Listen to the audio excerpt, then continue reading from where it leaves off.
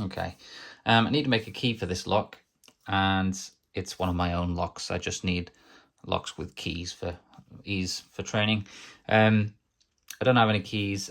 Obviously, I could take this lock apart and make keys that way. However, I just thought I'd do a quick demo of what you could possibly do if it was one of a pair in a gun cabinet that was key retaining. Obviously, you don't want to get your pick stuck in there and then not be able to pick the bottom one. So we use this pointer system, and I've got the lock picked already here, as you can see, and I understand it might not line up for the camera to see, but I've got it set so I can look down over the top. I'll call out the code for you. It's a 4, starting at the back, 4, 2, 4, 2, 1, 3, 1. Okay, so with that, I can now go and use space and depth keys on my Mortis machine, cut a key, and come back and turn a key in that one whilst we then go and pick the bottom one. Alternatively, it could be use your space and depth keys after you've got these open and you want to jumble the levers up rather than stocking a new lock. Keep it cheaper for the customer if that's what they can afford. You can mix up the levers, cut your space and depth key, new key, and reinstall. Hopefully in the future we'll make a makeup key for this lock, which I know we got the jiggler key, but you can't cut keys from that. It's not accurate. So we'll make a makeup key for this lock, which is a bit more precise, and you can easily cut keys from that, and hopefully make changing these locks out a bit easier and cheaper for the customer if that's what they want, given the option. Okay, so here we are in the van. In the back, got my box here with Lowe Fletcher stuff. A lock just for testing space and depth keys that I made myself from other keys, and our blanks. So we'll crack on with our code and dial it in and cut as a key and see if we get our lock open with it.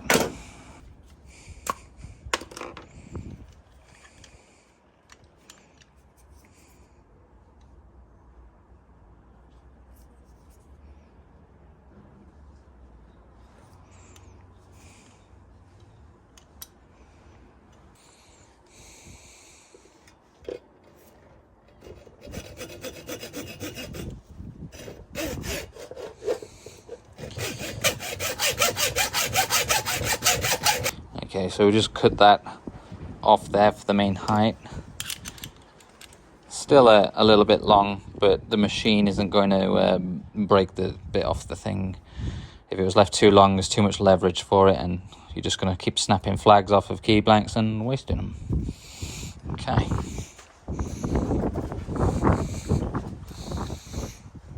So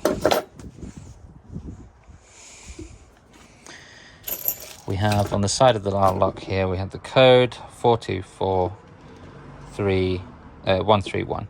So the 131 is at the front end and the 424 is at the back end. So we're going to start cutting on this side, which we should. Then we'll start with the 424. Okay, clamp it up loosely in here.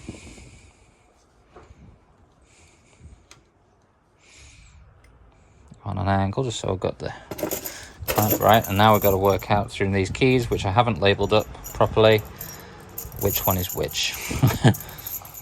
So I'm going to bore you with cutting from space and depth keys. If you don't know what they are, then you're not there yet. But rather than make the video really long, I'm just going to use these to cut that code out. Okay, not going to cut it out. I made a silly mistake and I thought I'd just put it in. Hadn't numbered my keys and I cut them backwards, thinking that the highest cut was the other end of the scale and what have you.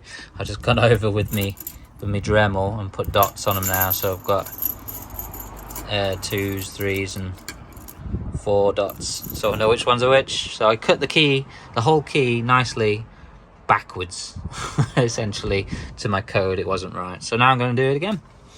Great. Okay, there's there's a few in hindsights here.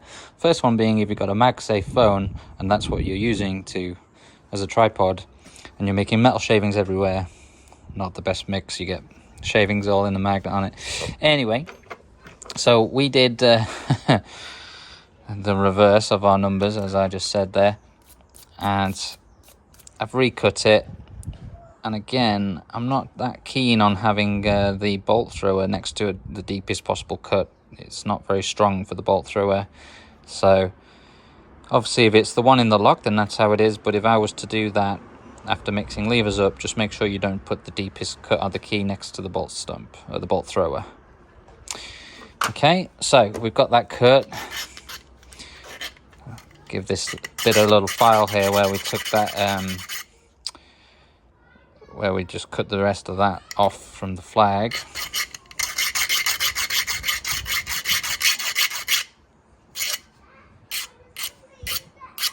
Okay, so we should now have a working key. It goes in. Oh, okay, it turns in there. Oh, look at that.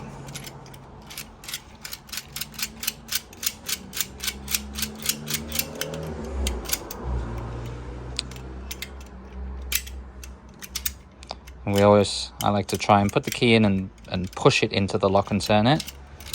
Yeah, that's okay. Or get it just in there and then pull it out and try it. Yeah. So that means that the levers all line up perfectly with the cuts, and none of the cuts are lifting the wrong levers at any point. That is as nice as a key could be. There you go. That could have been done without taking this lock out of the safe as well, if needs be, but there you go.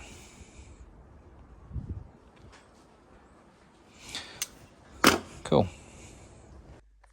Okay, so we're back in our room here, just to finish up the video. There was our key that we've just cut. Now functioning in our lock, and we can offer this up here now to the code that we wrote out this way around. So you've got your two deep cuts there are your 4s, so you've got 4, 2, 4, 2, again the same as that highest one there next to the 2 4s, and then you've got your 1 3 1 at the end there, 1 3 1. So there we go, and that was decoded from picking to cutting to opening. Cool. Hope you enjoyed that. Thanks for watching. Something a bit different.